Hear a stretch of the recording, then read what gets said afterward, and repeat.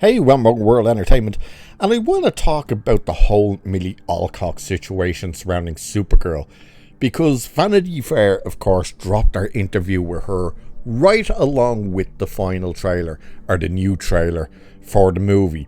And of course, the trailer has a bit of pushback because people are going, it looks like Guardians of the Galaxy and it just doesn't look good. And of course, now they're painting it as men, in particular, have an issue with Millie Alcock, which couldn't be further from the truth. I have never seen any pushback for anything regarding Millie Alcock.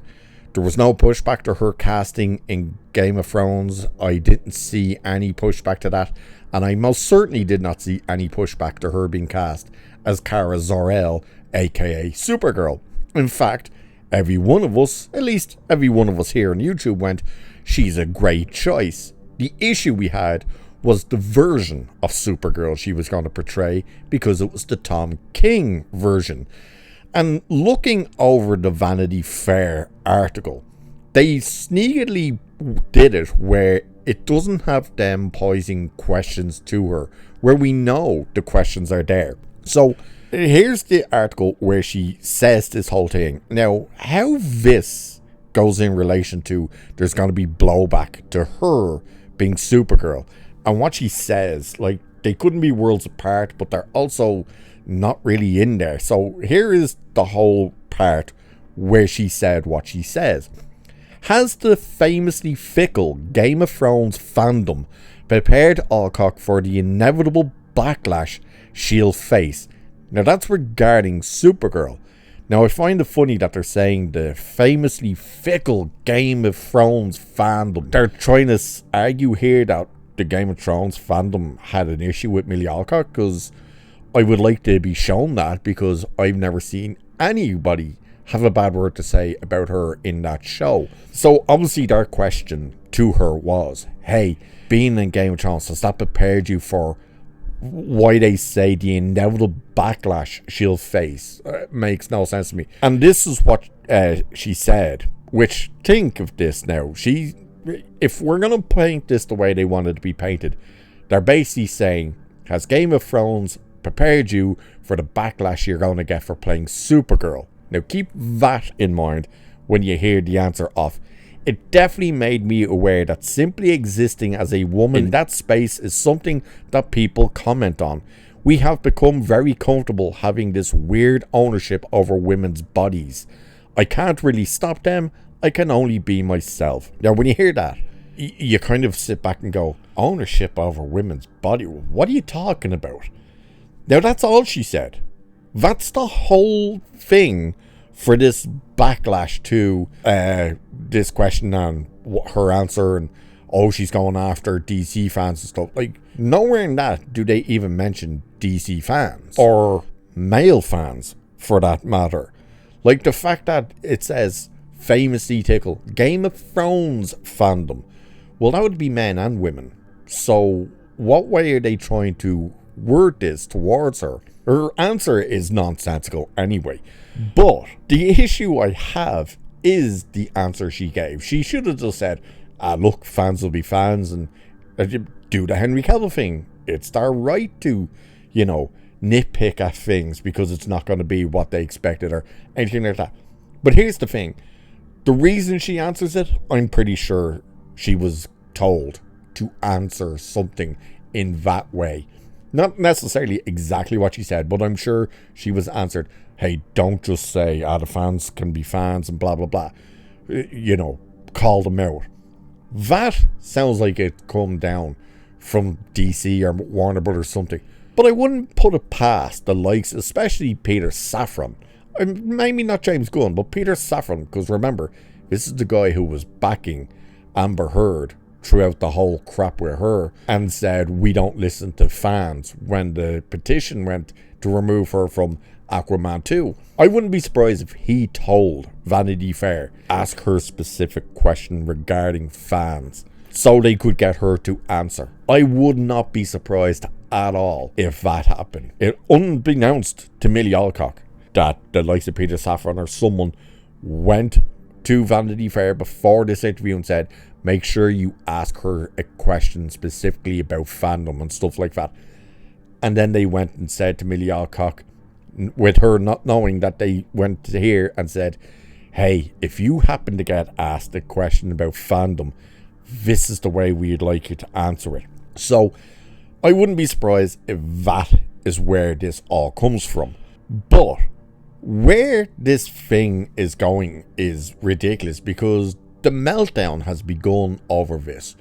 So her giving that answer, people are pushing back saying, like, you know, that's a dumb thing to do. You shouldn't have answered it. Or you shouldn't have tried to call out a fanbase. I don't particularly think she's calling out a fanbase. But Chris Gore simply put on X in regard to the whole response that she gave. And remember, everything's been framed that she's calling out DC fans, where, as you can see, she's not being asked even specifically about DC. At least it's worded in the article not that way. Could have been when they were actually asking her. But Chris Gore simply said, Rachel Zegler energy. Which, yeah, makes sense. Rachel Zegler just went on a mad one, and pretty much what they're trying to say when they say Rachel Zegler energy and people are comparing it to that is you're killing the movie before it comes out. That's what they're talking about.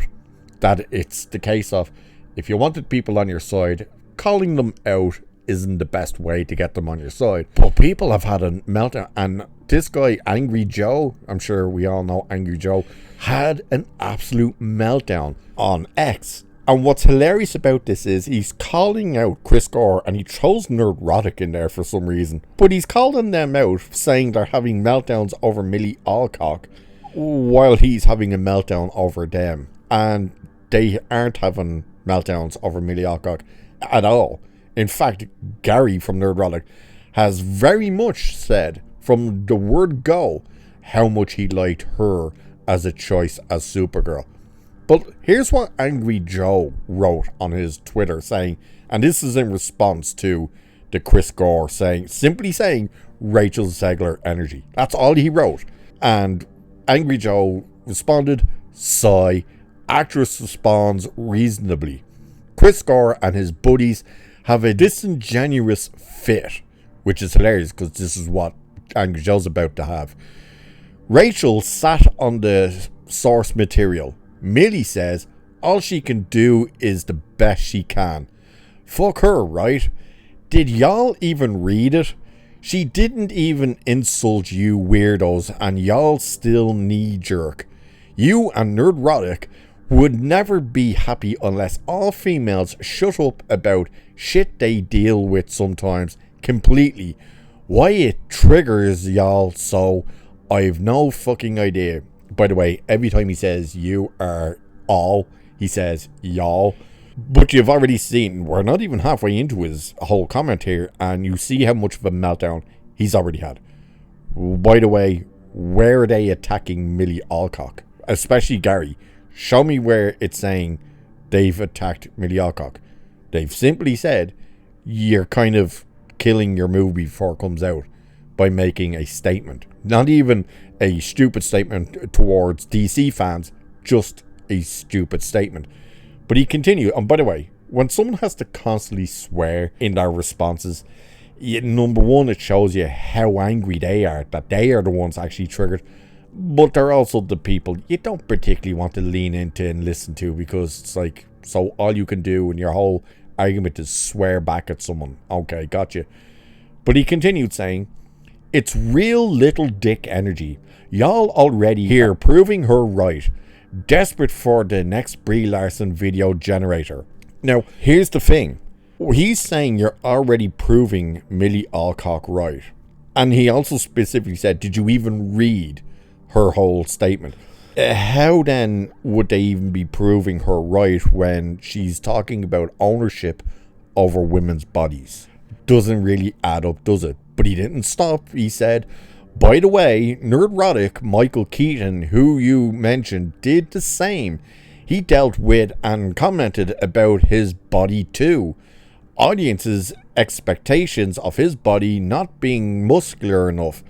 Hate mail he dealt with, etc. But you know, he's a dude, so y'all didn't knee-jerk and warn him to shut the fuck up. Plus, the internet wasn't a cultural war shitfest back then. By the way, the argument towards Michael Keaton back then wasn't even so much about his build for Batman.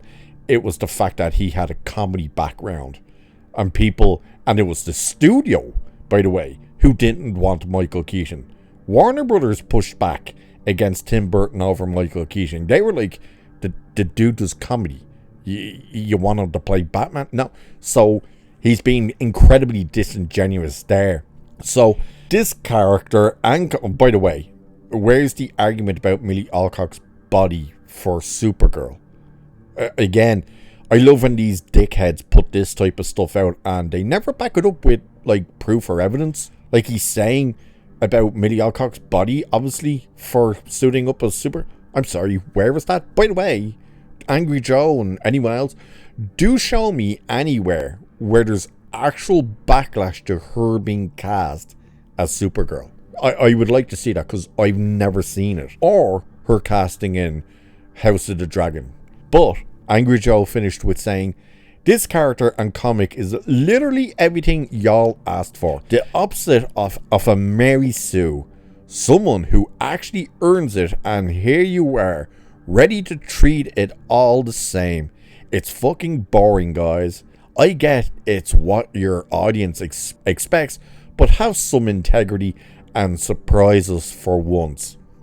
Now, the funny thing about what Angry Joe says there at the end by it's what your audience expects. You'd want to realize that a lot of people who watch them would watch him as well. There's a lot of cross paths here, so he's calling out his own audience, which is ridiculous. Plus, once again, and this is where all these clowns are absolutely disingenuous, as he says they were, is the fact that the argument isn't about who Supergirl is or who Millie Alcock is portraying. It's about the story adaptation that they are going with, which is the failed Tom King story. Nobody liked that story. That comic book run failed and failed miserably, and that's the one they decided to adapt. That is the issue. There has been zero issue regarding Millie Alcock. So all of their arguments about this, they are the ones who are being disingenuous. But that's my 10 cents in the ring for this whole thing. But what do you guys think? Do you think it is being blown out of proportion? Do you, or have you, I should say, ever seen blowback and pushback and backlash to Millie Alcock herself being cast as Supergirl, or indeed as Rhaenyra in House of the Dragon? Let me know. And with that, I shall leave it there for this one. So do like and share and subscribe and all that good stuff. Cheers, and I'll catch you in the next one.